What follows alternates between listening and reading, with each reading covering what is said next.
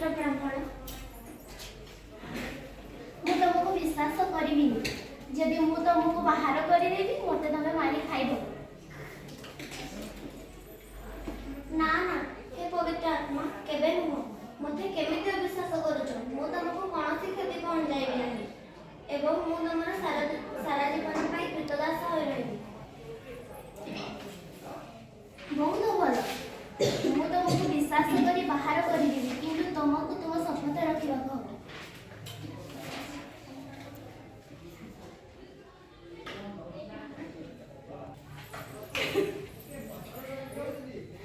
तमे सतरे केते बोका मते तमे सतरे केते बोका मते केही अटकई पारिबे नाही तुमको खाइबो